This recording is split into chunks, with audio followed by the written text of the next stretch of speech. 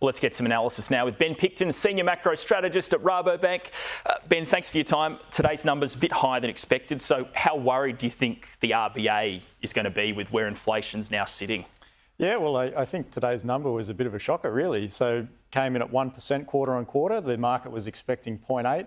And if we look at what that means for the RBA's projections, they're expecting inflation to be 3.3% in June, a little bit different to what the Treasurer was saying.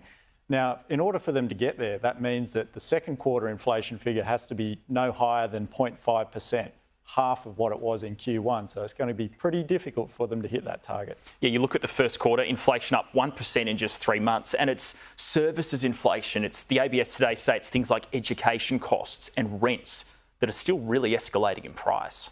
Yeah, absolutely. So education costs, they typically do go up in the first quarter of the year, but there's a lot of effects this time around that have maybe pushed education costs a little bit higher. We've seen higher teacher salaries delivered by the New South Wales government, and that maybe forces some of the independent and Catholic sector schools to push their salaries up to compete.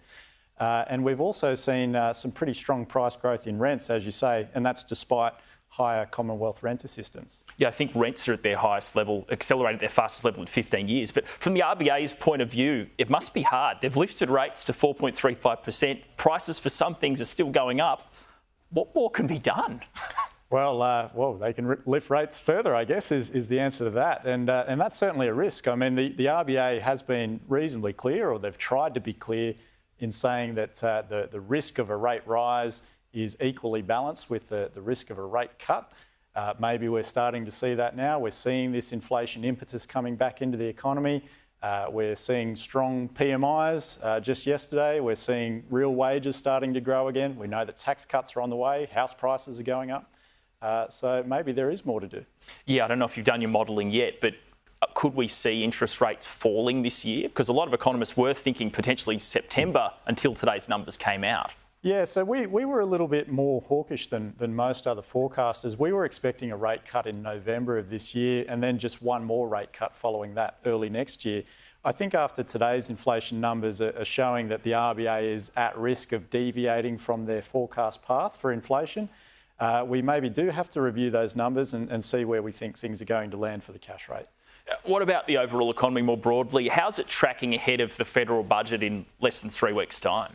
I think it's fair to say that the economy is actually tracking pretty well. We've got fairly low unemployment. The forward indicators are starting to look better. We did see those purchasing managers index numbers yesterday, which look to be improving, especially on the manufacturing side.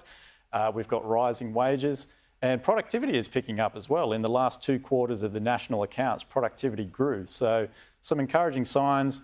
Maybe the economy is actually recovering quicker, and that maybe causes a headache for the RBA.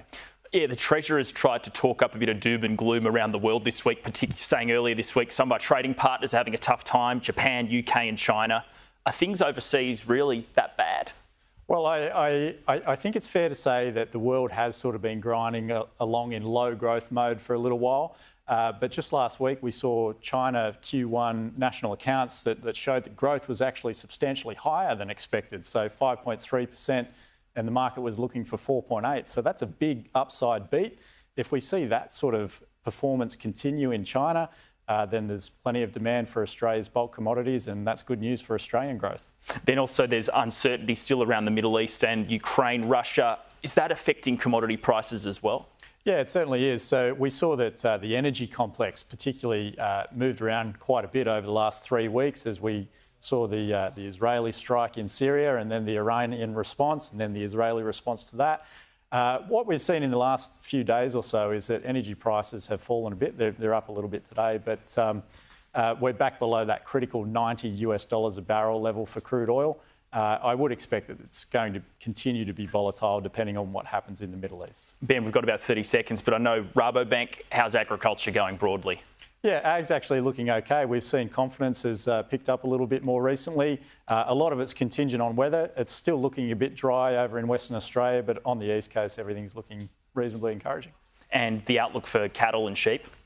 Yeah, it's starting to look a little bit better. We're seeing prices starting to rise for both of those. A bit further to travel, particularly for sheep meat, but more positive for beef at the moment. Ben Picton, thanks so much for your time.